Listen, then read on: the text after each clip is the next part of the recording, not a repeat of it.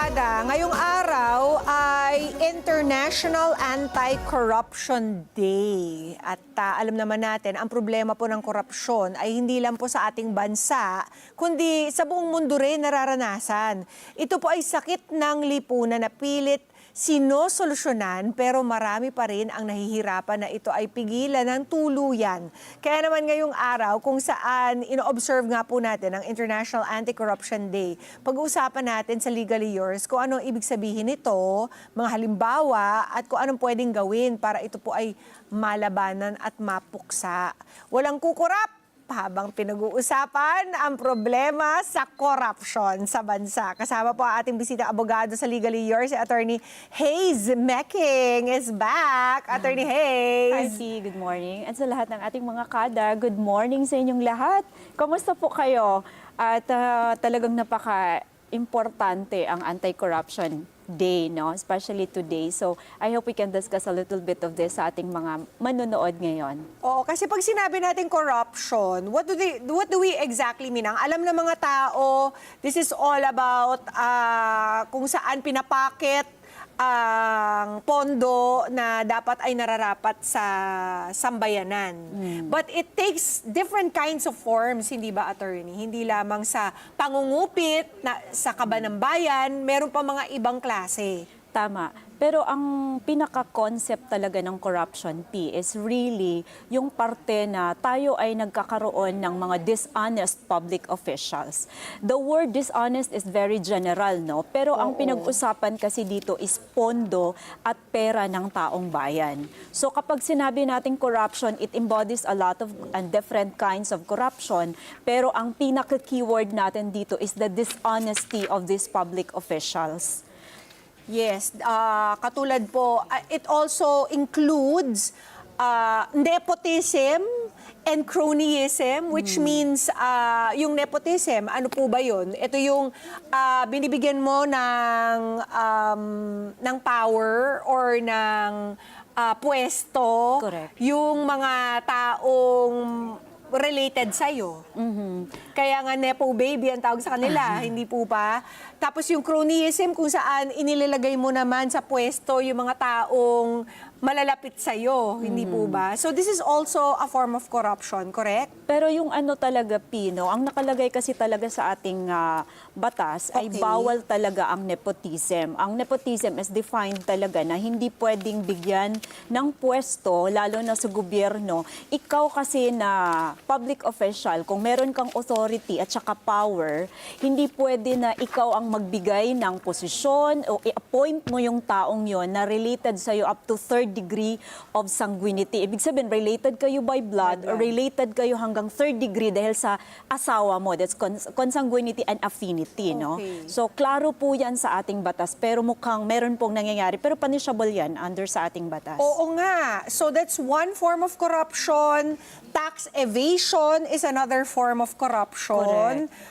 Vote buying, money laundering, extortion. Ano po ba yung extortion para sa kaalaman ng ating mga kada? Ang extortion kasi ay marami kasi ang pwedeng magparusa, no, dito sa ating mga kada, yung mga public officials na nagkaroon po ng pagnanakaw. Yun talaga. Pagnanakaw dahil gusto nilang itago yung kaba ng bayan, yung sinasabi nilang salapi ng bayan. Hindi po ba yung extortion yung parang, halimbawa, merong isang pulis na parang ithreaten ka for money na parang ilalabas ko to or I'm going to get you in trouble with the law unless you pay this amount. Yeah, it's a form of a blackmail actually, no? Pero dalawang klase kasi ang extortion. Ang isa, punishable sa revised penal code, parang robbery with intimidation.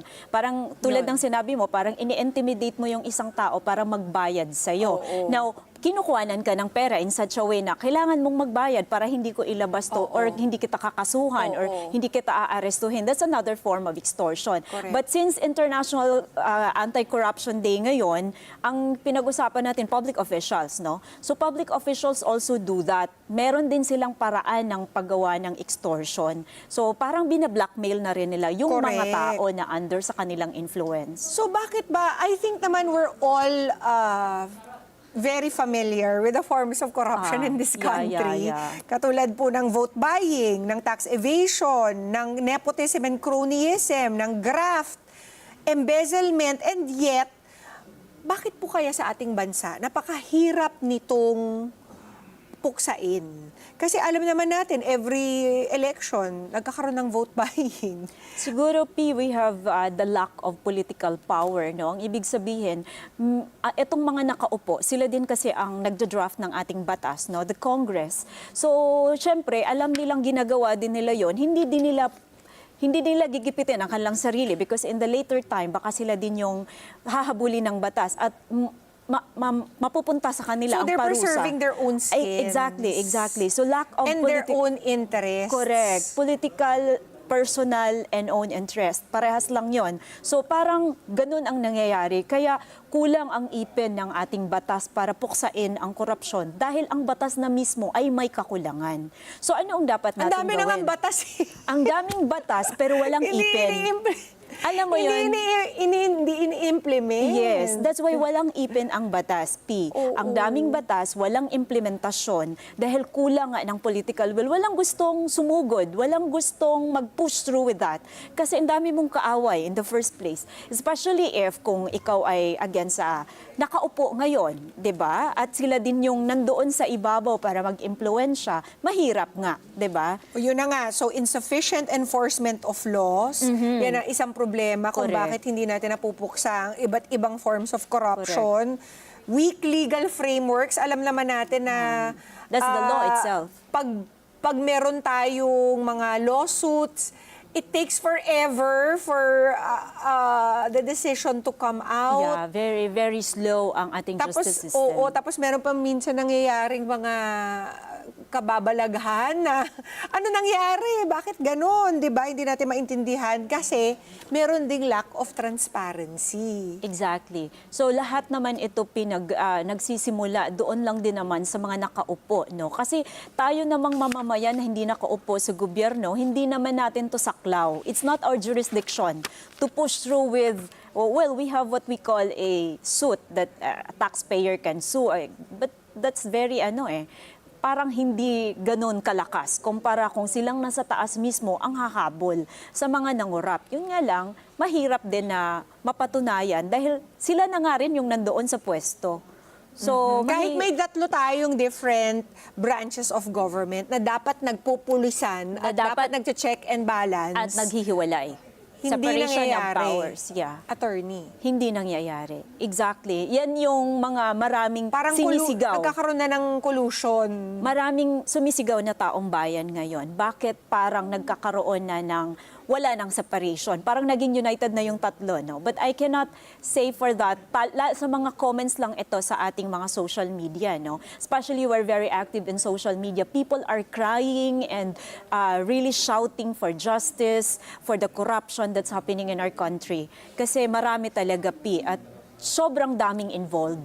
At saka nakikita naman natin yung nagiging consequences nito sa ating ekonomiya, 'di ba? Exactly. Marami ng mga foreign investors ang takot na pumunta dito dahil they feel like it's hard to do business in this country yes. dahil Maraming under the table. maraming under the table or baka Malulugi lang sila, actually. or baka dahil hindi Extortion comes transparent, in. baka bigla na lang bukas makalawa after putting so much investment in in their business here, biglang ma-overturn yung kung anumang mga permit that Ako. allows them to do business here? Yeah, because some of them are also under extortion. Lalo na pag alam na maraming pera to. So may mga investors tayong umaalis na po sa ibang bansa. At saka, may erosion talaga ng public trust. Exactly. Lalo na ngayon. Ngayon. Pagkatapos Too nung much talaga this time. mga back-to-back na Yeah. mga exposes Yeah. about projects that are ghost projects or substandard projects or mga pondong At ang question doon, sino ang mga Nawala. hinahabol? Sino ang ilalagay natin sa hustisya na dapat makamit ng taong bayan? Parang hindi kasi nakikita ng tao, kaya sumisigaw sila up to now na dapat talagang managot ang dapat managot. Hindi po ba? Technically, attorney, ano ba ang penalty or parusa sa mga taong mapapatunayang engage in some form of corruption? Kasama na doon, ang ating tinatawag na imprisonment at saka yung pagbabayad ng pecuniary liability or bayad din na financial. But this is depending on the amount, depending on the evidence that are proven in court. So lahat po ito nagdidepende sa mga ebidensya na napatunayan talaga sa korte kasi may ginigisa talaga to ng korte. We have to go through litigation. So kung ano yung mapatunayan ng husgado, kung ano yung kasi yung iba dyan contradict nila, no? So yung maiwan na lang doon yung ebidensya na talagang may bigat at mapatunayan ng korte, ito talaga para sa taong ito. So yung mapatunayan, yung amount, yung pinagagawa niya at kung ilan silang involved, yun doon magbabase kung ano ang parusang ibibigay sa kanya. Kaya sa inyong opinion, attorney, ano ba ang kailangan mag-change para tuluyang mawala po ang korupsyon sa bansa? Ang sabi nga ng mga wise people in other countries, corruption cannot be eradicated but it can be minimized. Ang ibig sabihin, pwedeng paliitin. Hindi naman yung lahat na lang sa kanila. For example, in a 100 billion project, baka mangurap ka dyan 1 billion lang. Bigay mo naman sa taong bayan yung 99, di ba? Kasi hindi nga daw mawala eh. Even in the US, meron pa rin ganon. But then again, what is the very essence na mawala ito? Baguhin natin ang batas, i-implement natin ng maayos and at the same time, talagang porsigido na ang uupo dyan ay yung honest officials na walang personal and financial gains na gustong makuha. Sino kaya yung mga... Yun. Ang gusto ng taong bayan ngayon, mga bagong mukha actually, P. Naisilang na ba yung mga... Sana nga. Oo, sana nga. Well, I know that one thing's for sure, we have to keep praying for our country para Yeah. all of this can be solved, hindi ba, attorney? We really Sobra. need God's help in this. Everybody feels that na talaga ngayon. Oo kasi ilang buwan na rin tayong nangangalampag, nagpoprotesta, and yet parang talagang mabagal yung wheels of justice, pero sana they're doing a very thorough job. And by the way, P, may mga taong hindi involved before sa mga ganito, no? Yung pagsigaw ng hustisya, Correct. involved sa Yung mga critics. Gen Z talagang they're so Ngayon, active. Yeah, and even the elite people, they're not involved before with the politics and criticism sa corruption. Ngayon, they're so involved. We can't blame them talaga kasi bilyong-bilyong piso na ang pinag-uusapan Correct. dito. 'Di ba? Tapos sa isang sa isang panig makikita mo yung suffering ng mga Pilipino dahil Correct. sa kawalan ng support. 'Di ba? At ng serbisyo sa Tama. kanila, 'di ba? Kaya maraming salamat, Attorney Hayes, sa pagpapaliwanag sa ating mga kada kung ano po ang ibig sabihin ng corruption at ano magiging epekto nito sa ating lahat kung hindi ito mapipigilan. Para po sa mga kada nating nais humingi po ng legal advice sa inyo, please tell them your contacts, please. Sa ating mga kada, pwede niyo po akong mapanood sa TikTok tsaka sa Facebook. I'm very active on social media and giving free legal advice.